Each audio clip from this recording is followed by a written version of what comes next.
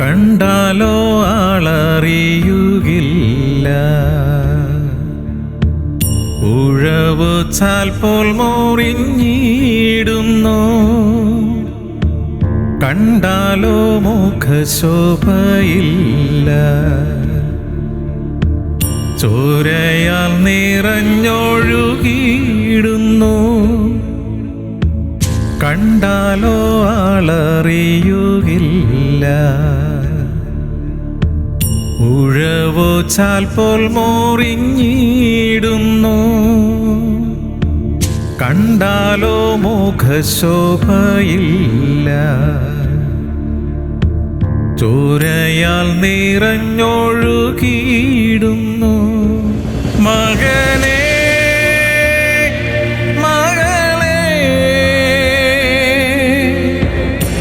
മാന്യനായിടുവാൻ,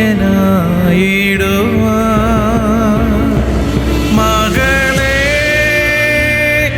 മകനേ നീ മാന്യയായിടുവാൻ.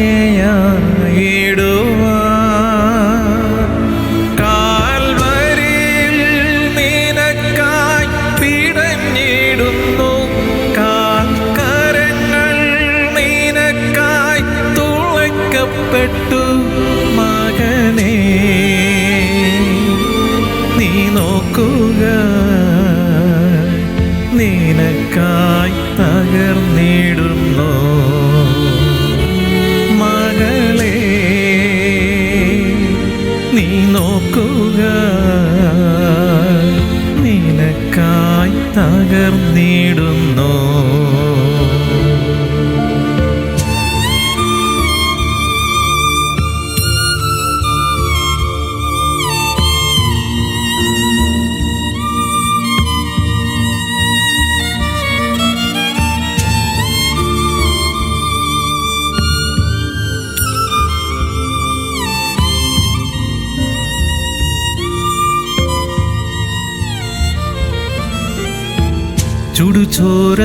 ചുടുചോരത്തുള്ളിയായി വീഴുന്നു,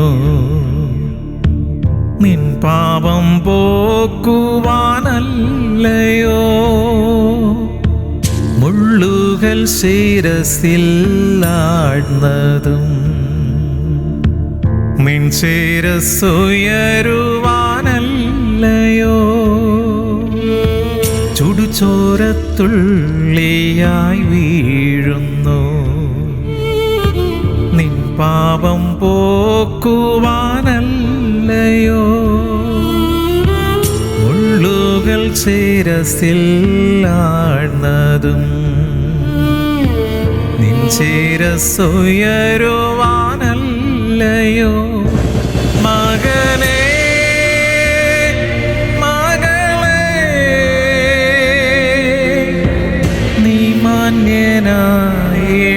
മാന്യനായിടുവാൻ, മകളേ മകനേ നീ മാന്യയായിടുവാൻ.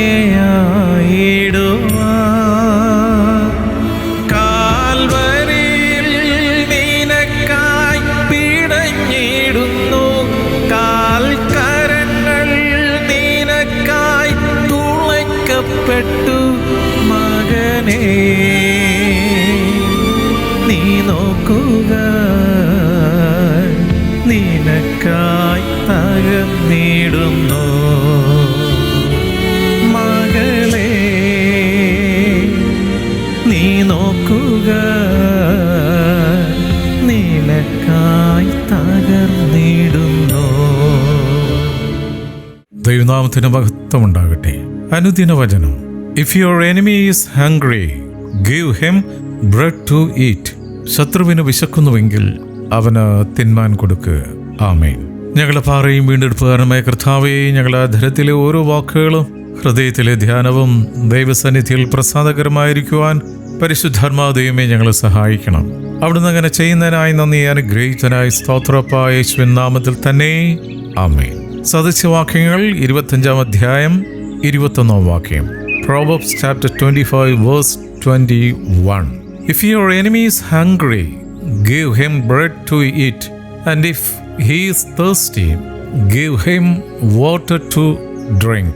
ശത്രുവിന് വിശക്കുന്നുവെങ്കിൽ അവന് തിന്മാൻ കൊടുക്കുക, ദാഹിക്കുന്നുവെങ്കിൽ കുടിപ്പാൻ കൊടുക്കുക. 22 വാക്യത്തിൽ പറയുന്നത്, For you will heap burning coals on his head, and the Lord will reward you. അങ്ങനെ നീ അവൻ്റെ തലമേൽ തീക്കനൽ കുന്നിക്കും, കർത്താവ് നിനക്ക് പ്രതിഫലം നൽകുകയും ചെയ്യും. നാം ജീവിക്കുന്ന ഈ കാലഘട്ടത്തിൽ ശത്രുതാ മനോഭാവം വളരെയധികം വർദ്ധിച്ചുകൊണ്ടിരിക്കുന്ന ഒരു കാലഘട്ടത്തിലാണ് നമ്മൾ ജീവിക്കുന്നത്. അതിൻ്റെ നടുവിലാണ് പരിശുദ്ധാത്മാവ് ദൈവം നമ്മളെ പഠിപ്പിക്കുന്നത്, ശത്രുവിന് വിശക്കുന്നുവെങ്കിൽ അവന് തിന്മാൻ കൊടുക്കുക. സ്നേഹിതരെക്കാൾ കൂടുതൽ ശത്രുക്കൾ ആണ് ചുറ്റിനുമുള്ളത്. കർത്താവ് പറഞ്ഞു, നിന്നെപ്പോലെ നിന്റെ അയൽക്കാരനെ സ്നേഹിക്കുക എന്ന് പറയുന്നു. ഇന്ന് അപ്രകാരം അയൽക്കാരനെ സ്നേഹിക്കാനുള്ള സമയം ആർക്കുമില്ല. എല്ലാവരും അവരുടേതായ കംഫർട്ട് സോണിൽ ഉള്ളിലേക്ക് വലിഞ്ഞുകൊണ്ട് ജീവിക്കുന്ന ഒരു കാലഘട്ടമാണ്.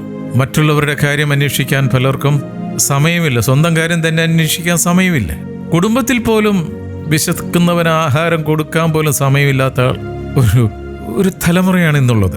Galatians chapter 5 verse 19-21.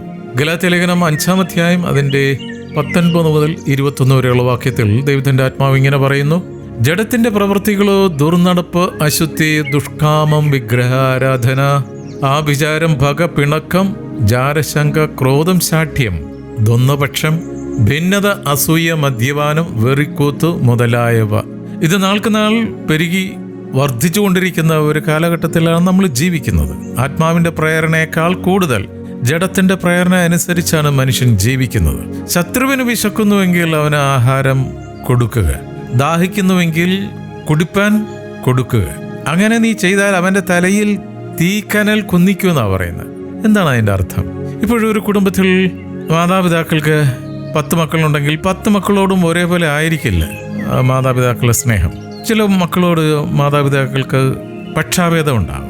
ഉദാഹരണത്തിന് ഒരു കുടുംബത്തിൽ നിന്ന് ഒരു കുഞ്ഞ് പെന്തക്കോസ് അനുഭവത്തിൽ വന്നാൽ എല്ലാവർക്കും അവരെ ഉൾക്കൊള്ളണം ഇല്ല. ചിലപ്പോൾ മാതാപിതാക്കൾക്ക് അങ്ങനെയുള്ള വ്യക്തികളോട് വെറുപ്പായിരിക്കാം. ഒരുപക്ഷെ ചെറുപ്പത്തിൽ തന്നെ ചിലരോട് ഈ പക്ഷാഭേദം കാണിച്ച് അതുങ്ങളെ ഉള്ളിലേക്ക് വലിഞ്ഞിട്ടുള്ളൊരു ആറ്റിറ്റ്യൂഡിൽ, മനോഭാവത്തിൽ വളർന്നു വന്നെന്നിരിക്കും. എന്നാൽ ഇപ്രകാരം പെരുമാറിയ മാതാപിതാക്കളുടെ അവസാന നാളുകളിൽ ഇങ്ങനെ ശത്രുക്കളെപ്പോലെ കണ്ട് സ്നേഹിക്കാൻ കഴിയാതെ കണ്ട് മാറ്റി നിർത്തിയ മക്കളില്ലേ, എൻ്റെ പൊന്നപ്പച്ചാമ്മച്ചി, ഈ മകനോ മകളോ ആയിരിക്കാം നിങ്ങൾക്ക് അവസാനമായിട്ട് നിങ്ങളുടെ അവസാന നാളുകളിൽ ഇത്തിരി വെള്ളമോ കഞ്ഞിയോ തരാൻ അടുത്തുണ്ടാകുകയുള്ളൂ. ബാക്കി മറ്റുള്ളവരെ കൊണ്ട് നിങ്ങൾ ഭയങ്കരമായിട്ട് സ്നേഹിച്ച് കരുതി പോകുന്നില്ല. അവരെല്ലാം തിരിഞ്ഞു പോലും നോക്കത്തില്ല. പക്ഷെ നിങ്ങൾ മാറ്റി നിർത്തിയ ഈ മകനോ മകളായിരിക്കാം നിങ്ങളുടെ അവസാന നാളിൽ ഇത്തിരി വെള്ളം തരാൻ അടുത്തുണ്ടാകുന്നത്. അങ്ങനെ ഈ മക്കൾ നിങ്ങൾക്ക് വെള്ളം തരുമ്പോൾ, ആഹാരം തരുമ്പോൾ നിങ്ങളുടെ മനസ്സിൽ ഒരു ചിന്തയുണ്ട്, ഞാൻ ഏറ്റവും കൂടുതൽ വേദനിപ്പിച്ചിട്ടുള്ള എൻ്റെ ഈ മകൾ, എൻ്റെ ഈ മകൻ, അവൻ അതെല്ലാം മറന്ന് എൻ്റെ ഈ അവസാന നാളിൽ എനിക്ക് ഇത്തിരി വെള്ളം തരാനുണ്ടായല്ലോ എന്നുള്ളൊരു മനക്കുത്തില്ലേ. ഇതാണ് തലയിൽ കുന്നിക്കുന്ന തീക്കനൽ എന്ന് പറയുന്നത്. ആ ഒരു ഉൾവേദന. ശത്രുവിന് വിശക്കുന്നെങ്കിൽ തിന്മാൻ കൊടുക്കുക, ദാഹിക്കുന്നെങ്കിൽ കുടിപ്പാൻ കൊടുക്കുക. ഈ എളിയവന് ചെയ്തപ്പോഴെല്ലാം എനിക്കത് ചെയ്യാതിരുന്നപ്പോഴും എനിക്ക് തന്നെയാണ് ചെയ്യാതിരുന്നത്. പുറപ്പാടിൻ്റെ പുസ്തകം 23:4 പറയണേ, നിന്റെ ശത്രുവിൻ്റെ കാളയോ കഴുതയോ വഴി തെറ്റിയതായി കണ്ടാൽ അതിനെ അവൻ്റെ അടുക്കൽ തിരികെ കൊണ്ടുപോകണം, അടിച്ചു മാറ്റരുതെന്നായി പറയുന്നേ. അത് അവൻ്റെ കോഴിയാണ്, അല്ലെങ്കിൽ അവൻ്റെ ആടാണ്, അവൻ്റെ പശുവാണ്. ഇതാണ് സമയം. പഴയ നിയമത്തിൽ പോലും ദൈവത്തിൻ്റെ പഠിപ്പിക്കല്ലേ, ദൈവത്തിൻ്റെ വചനം പറയുന്നത് ശത്രുവിനെ ശത്രുവായിട്ട് കാണരുതെന്നാണ്. നിന്റെ ശത്രുവിൻ്റെ കാളയോ കഴുതയോ വഴിതെറ്റിയതായി കണ്ടാൽ അതിനെ അവൻ്റെ അടുക്കൽ തിരികെ കൊണ്ടുപോകണം. സഹോദര, നീ ജീവിക്കുന്നത് പഴയ നിയമത്തിലല്ല, പുതിയ നിയമത്തിലാണ്. സ്തോത്രം. കർത്താവ് എന്നത് ആ നിയമങ്ങളെ ഇല്ലാതാക്കാനല്ല, അത് പൂർത്തീകരിക്കാനാണ്. നിങ്ങളെ വേദനിപ്പിക്കുന്നവർക്ക് വേണ്ടി പ്രാർത്ഥിക്കാൻ പഠിപ്പിച്ച കർത്താവാണ് നമുക്കുള്ളത്. പകരം വീട്ടാൻ കാത്തിരിക്കരുത്. ചില വ്യക്തികളുണ്ട്, ആരോടെങ്കിലും വൈരാഗ്യമുണ്ടെങ്കിൽ ആ വൈരാഗ്യം തീർക്കാൻ ആരോടാണോ വൈരാഗ്യമുള്ളത് അവരുടെ തലമുറകളെ ഇൻജക്റ്റ് ചെയ്യും. അവരുടെ തലമുറകളെ പിടിച്ചിട്ട് അവരുടെ മാതാപിതാക്കൾക്ക് എതിരെ ഈ കുഞ്ഞുങ്ങളെ തിരിപ്പിക്കും. അങ്ങനെയും ദുഷ്ടത്തരം പ്രവർത്തിക്കുന്ന ആൾക്കാർ നമുക്ക് ചുറ്റുമുണ്ട്. ചിലപ്പോൾ കുടുംബത്തിലുണ്ട്, ചില കുടുംബത്തിൽ തന്നെ ഉണ്ട്. ആ മക്കളെ വഴിതെറ്റിക്കാൻ വേണ്ടി, ഈ കുടുംബക്കാരോട് പ്രതികാരം വീട്ടാൻ വേണ്ടി, ആ കുടുംബത്തിലുള്ള മക്കളെ വഴിതെറ്റിക്കാൻ വേണ്ടി ദുഷ്ടന്റെ ആലോചന കൊടുത്ത് കുഞ്ഞുങ്ങളെ മാതാപിതാക്കൾക്കെതിരെ തിരിപ്പിക്കുന്ന വ്യക്തികളുണ്ട്. സ്തോത്രം. പക്ഷെ ഭയങ്കര ഭക്തിയാ, പള്ളിയിൽ നിന്ന് മാറത്തില്ല. എല്ലാ ആക്ടിവിറ്റീസിനും ഫ്രണ്ടിലുണ്ടാകും ഭക്തിയുടെ ബാഹ്യവേഷം ധരിച്ച്. റോമാലേഖനം 12:20 പറയാണ്, നിന്റെ ശത്രുവിന് വിശക്കുന്നുവെങ്കിൽ അവന് തിന്മാൻ കൊടുക്കുക, ദാഹിക്കുന്നുവെങ്കിൽ കുടിപ്പാൻ കൊടുക്കുക. അങ്ങനെ ചെയ്താൽ നീ അവന്റെ തലമേൽ തീക്കനൽ കുന്നിക്കും എന്ന് എഴുതിയിരിക്കുന്നുവല്ലോ. Price the Lord. റോമാലേഖനം 12-ാം അധ്യായം മുഴുവനൊന്ന് വായിക്കണം. നമ്മുടെ സാമൂഹ്യ ബന്ധം എപ്രകാരമായിരിക്കണമെന്ന് വചനം അവിടെ പഠിപ്പിക്കുന്നുണ്ട്. സ്തോത്രം. ഇന്ന് കുടുംബങ്ങളിലും സഭകളിലും ഒത്തിരി ശത്രുക്കളുണ്ടെന്ന്. ഈ ശത്രുക്കളെ തേടി പുറത്തു പോകണ്ട, കുടുംബത്തിൽ തന്നെ ഉണ്ട്. ഒരുപക്ഷെ ഭർത്താവായിരിക്കാം ഭാര്യയുടെ ശത്രു, ഭാര്യയായിരിക്കാം ഭർത്താവിന്റെ ശത്രു, മക്കളായിരിക്കാം മാതാപിതാക്കളുടെ ശത്രു, മാതാപിതാക്കളായിരിക്കാം മക്കളുടെ ശത്രുക്കൾ. സ്തോത്രം. കർത്താവ് വരുമ്പോൾ പോകണ്ടേ? ഇങ്ങനെ കേസും വഴക്കുമായിട്ടൊക്കെ നടന്നാൽ മതിയാ. സ്തോത്രം.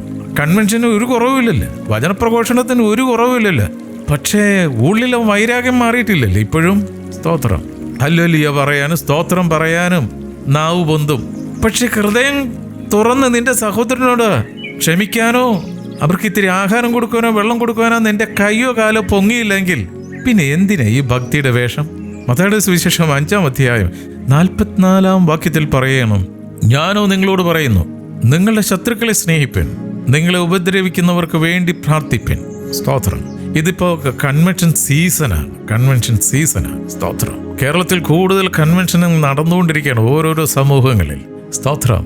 അതൊരു ഉത്സവമാണ്. സ്തോത്രം. അതിങ്ങനെ ഓരോ വർഷം ഇങ്ങനെ അതൊരു ഉത്സവമായിട്ട് തന്നെ പോയിക്കൊണ്ടിരിക്കുകയാണ്.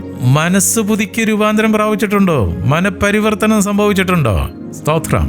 ഇപ്പോഴും കുടുംബത്തിലെ മാതാപിതാക്കളോട് വൈരാഗ്യത്തോടെ വെറുപ്പോടെ ഇരുന്നിട്ട് അവർക്ക് അത് സമയത്തും നേരത്തും കാലത്തും ആഹാരം കൊടുക്കാതെ വെള്ളം കൊടുക്കാതെ വൈരാഗ്യത്തോടെ ഇരുന്നുകൊണ്ടല്ലേ ഈ കൺവെൻഷനും കാര്യത്തിനൊക്കെ പോകുന്നത്, പ്രാർത്ഥനയ്ക്കൊക്കെ പോകുന്നത്. സദൃശ്യവാക്യം 24:17 നിന്റെ ശത്രു വീഴുമ്പോൾ സന്തോഷിക്കരുത്, അവൻ ഇടറുമ്പോൾ നിന്റെ ഹൃദയം ആനന്ദിക്കരുത്.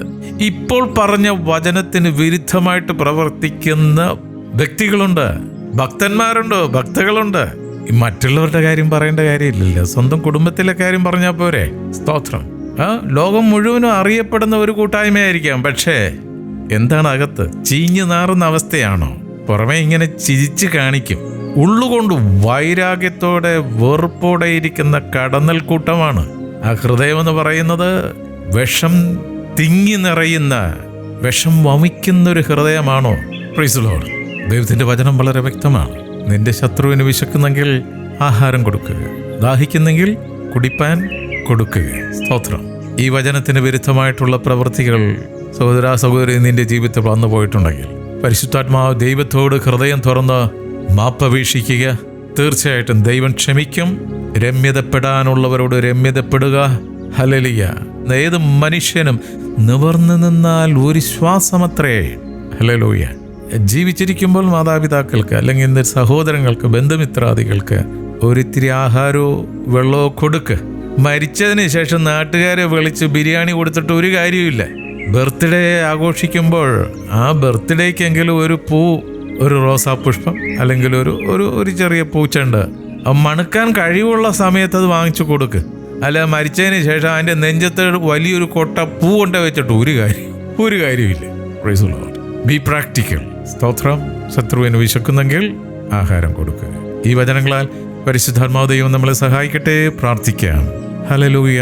സ്തോത്രം, സ്തോത്രം, സ്തോത്രം, സ്തോത്രം. സ്നേഹവാനായ പിതാവേ, നിന്റെ മക്കളായ ഞങ്ങൾക്ക് ഞങ്ങളുടെ ആയുസിൻ്റെ ഒരു ദിനം കൂടെ കാണുവാൻ കഴിഞ്ഞ രാത്രിയിൽ ഉറക്കത്തിൽ ഉറങ്ങാതെ മയങ്ങാതെ ഞങ്ങളെ കാത്തു പരിപാലിച്ചത് കൊണ്ട് തിരുമുഖം കണ്ടുണരുവാൻ ഞങ്ങൾക്കിടയായി. ഇന്നത്തെ ഞങ്ങളെ എല്ലാ പ്രവൃത്തികളെയും കരങ്ങളിൽ തരുന്നു. അവ ഇന്നതെന്നറിഞ്ഞ് അനുഗ്രഹിക്കുന്ന അപ്പ, ഞങ്ങളുടെ കുടുംബത്തോടെ സമർപ്പിച്ച് പ്രാർത്ഥിക്കുന്നു. കൂട്ടായ്മയെ അനുഗ്രഹിച്ച് പ്രാർത്ഥിക്കുന്നു കർത്താവേ. ഹല്ലേലൂയ, സ്തോത്രം. ഞങ്ങൾ അവിടുത്തെ കൽപ്പനകൾ അനുസരിച്ച് വിശുദ്ധ ജീവിതം നയിക്കുന്ന അവിടുത്തെ വിശുദ്ധ മക്കളായി തന്നെ ജീവിക്കുവാൻ ഞങ്ങളെ സഹായിക്കണം. ഞങ്ങളുടെ തലമുറകളെ അനുഗ്രഹിച്ച് പ്രാർത്ഥിക്കുന്നു. ദൂരത്തും ചാരത്തുമായ ജോലിക്കായി പോയിട്ടുള്ള മക്കളെ ഓർത്ത് പ്രാർത്ഥിക്കുന്നു. ഞങ്ങളുടെ ബിസിനസ്സിനെ സമർപ്പിച്ച് പ്രാർത്ഥിക്കുന്നു. വയലുകളെ അനുഗ്രഹിച്ച് പ്രാർത്ഥിക്കുന്നു. ഞങ്ങൾക്ക് തന്നിരിക്കുന്ന എല്ലാ ശുശ്രൂഷകളെയും സമർപ്പിച്ച് പ്രാർത്ഥിക്കുന്നു. ഒരിക്കൽ കൂടി ഇന്നത്തെ ദിനത്തിനായി നന്ദി. പ്രാർത്ഥനയും യാചനയും കേട്ടിരിക്കുക. സ്തോത്രപ്പാ യേശുവിൻ നാമത്തിൽ തന്നെ. ആമേൻ, ആമേൻ, ആമേൻ.